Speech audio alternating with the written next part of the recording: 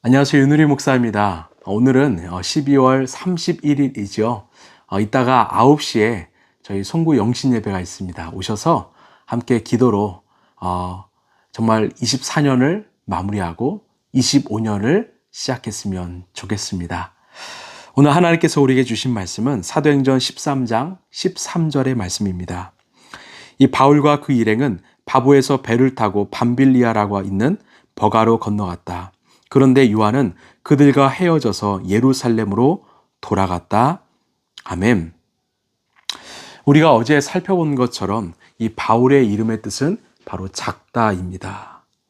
그가 하나님 앞에서 작아질수록 하나님의 영이신 성령님께서는 그의 삶 속에서 크게 역사하셨습니다. 그의 인생을 마음껏 사용하셨습니다. 그렇게 우리는 늘 주님 안에서 작은 자로 살게 되길 바랍니다. 이 오늘 말씀을 보시면 바울과 그의 일행은 바보에서 배를 타고 밤빌리아에 있는 버가로 건너갔다라고 말합니다. 자, 첫 시작이 바나바와 그의 일행이 아니라 바울과 그의 일행이라고 말합니다. 이 말은 어떤 의미일까요? 이제 하나님께서 이 선교 여행의 팀의 리더를 이 바울로 쓰신다라는 말입니다. 하나님께서 바울을 본격적으로 사용하실 때가 바로 오늘 이 말씀부터 시작되는 것입니다. 여러분, 바울은 누구였습니까? 이 고린도전서 15장 이 9절에서 10절을 보시면 나는 사도들 가운데서 가장 작은 사도입니다. 나는 사도라고 불릴 만한 자격도 없습니다. 그것은 내가 하나님의 교회를 박해했기 때문입니다. 그러나 나는 하나님의 은혜로 오늘의 내가 되었습니다. 내가 이렇게 된 것은 내가 아니라 나와 함께 하신 하나님의 은혜입니다. 아멘. 이런 바울은요, 바로 교회를 짓밟는 폭도였습니다. 예수를 믿는 그리스도인을 박해했던 폭도였습니다. 그런 바울을 예수님께서 찾아가셔서 그를 당신의 핏값으로 사셨습니다. 그리고 약 14년 동안 정말 광야에서 어떤 다소에서 하나님께서 훈련시키셨습니다.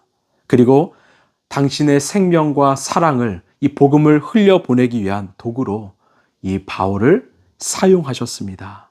마음껏 사용하셨습니다. 그래서 바울은 고백하죠. 이 모든 것이 하나님의 은혜입니다. 그렇기 때문에 그 은혜를 받은 자로서 바울은 최선을 다해 살았습니다. 그리고 그 삶을 자랑하지 않았습니다. 왜요? 그런 삶이 가능했던 것은 바로 하나님의 은혜였기 때문이죠. 모든 영광을 하나님께 올려드린 것입니다. 하나님의 은혜에 감사하여 자신에게 맡겨진 그 소명에 충실하면 충실할수록 바울은 언제나 자신과 함께 하시는 하나님의 은혜를 더 깊이 깨달을 수 있었던 것입니다. 여러분, 내 삶 가운데 하나님의 은혜를 누리길 원하십니까? 그러면 가만히 있지 마시고요. 정말 복음다운 삶을 살아가십시오. 영혼을 사랑하시고 또 복음을 전하시고 정말 주님을 위해서 내 삶을 내어드릴 때 하나님의 은혜는 더 강하게 우리의 삶 가운데 임할 것입니다. 오늘은 24년도의 마지막 날입니다. 저는 이 1985년도 이 11월 13일에 태어났습니다. 이 40년의 시간을 보냈습니다. 누군가에게는 많은 시간일 수도 또 적은 시간일 수도 있습니다. 제가 어젯밤에 지나온 제 삶 한번 곰곰이 돌아보았습니다. 이 사도 바울에게는 비할 수는 없지만 저에게도 하나님께서 당신의 말씀을 전하는 그 사명을 제게 주셨습니다. 그것이 얼마나 감사한지 모릅니다. 예전에는 이 처음 사역했을 때는 정말 제 힘으로 그 복음, 그 사랑과 생명을 이 전하려 할 때도 많았습니다. 정말 억지로, 정말 내 힘으로, 내 의지로 주님의 말씀을 전할 때도 많았습니다. 그럴 때마다 저는 더 지쳐만 갔습니다. 때로는 번아웃도 찾아왔지요. 그래서 주일이 제게는 참 고되고 힘든 시간이었습니다. 예배를 드리고 또 말씀을 전하고 또 함께 기도했지만 저는 왠지 모르게 지쳐만 갔습니다.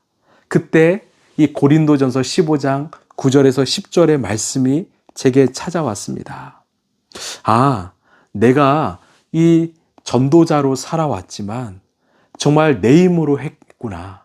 주님을 의지하지 않고 주님의 은혜로 감당하지 않고 내 욕심, 내 의지로 해왔구나.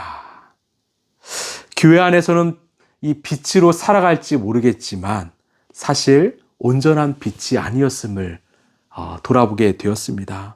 그리고 그럼에도 불구하고 언제나 변함없는 은혜와 사랑을 베풀어 주신 그 주님께 감사할 수밖에 없었습니다. 제 자신을 돌아보면 돌아볼수록 로마서 5장에 이 죄가 더한 곳에 하나님의 은혜가 넘쳤다라고 하는 이 말씀이 얼마나 크게 와닿는지 몰랐습니다. 저같이 큰 죄인을 주님이 용서하시고 사용하신다라는 게 얼마나 감사한지 모릅니다. 그래서 저는 목회를 하면서 정말 우리 성도들이 먼저 누리길 원합니다. 제 이름처럼 여러분 먼저 누리시길 바랍니다. 충분히 누리시길 바랍니다.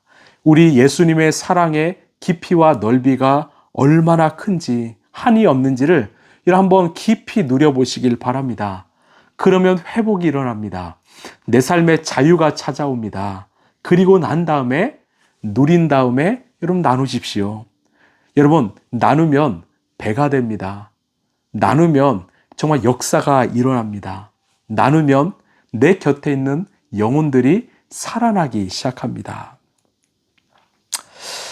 바울이 3차 전도 여행 동안 무려 2만 킬로미터를 달렸던 거, 이 지구의 반바퀴를 다니고도 때로는 광야에서 또한 산 골짜기에서 또 바다 위에서 끝까지 포기하지 않고 복음을 전할 수 있었던 이유는 언제나 주님이 함께 하셨기 때문입니다. 늘 그 주님의 은혜와 사랑을 충분히 누렸기 때문입니다. 그 바울 곁에서 날마다 공급하셨기 때문입니다. 여러분, 내 안에 주님의 사랑과 생명이 채워지면 채워질수록 우리의 사명은요, 더 분명해집니다. 그래서 오늘 이 말씀을 꼭 한번 기억해 보십시오. 요한일서 4장 18절에 사랑에는 두려움이 없습니다. 완전한 사랑은 두려움을 내쫓습니다. 우리가 생각하는 두려움, 이 불안의 반대말은 무엇일까요? 어떤 밝음? 어떤 평안함? 근데 성경은요, 사랑이라고 말합니다. 사랑 안에는 두려움이 없다라고 이야기합니다. 걱정과 불안이 없다라고 말합니다. 더 나아가서 완전한 사랑은 그 두려움을 내쫓는다라고 말합니다. 여러분, 24년도 그 예수님의 사랑을 가득 체험받으셨습니까? 누리셨습니까? 그렇다면 이제 25년도에는 그 사랑을 흘려보내는, 나누는 이 시대의 사도 바울이 되길 바랍니다. 사랑 안에는 두려움이 없습니다. 온전한 사랑은 두려움을 내쫓습니다. 우리가 이 자리에 있는 거, 모든 것이 하나님의 은혜임을 고백하면서 그 은혜를 붙잡고 하나님이 주신 그 부르심의 그 소명을 잘 감당하는 우리 라이프처치 성도들이 되시길 간절히 소망합니다. 기도하겠습니다. 하나님, 사랑에는 두려움이 없습니다. 완전한 사랑은 두려움을 내쫓습니다.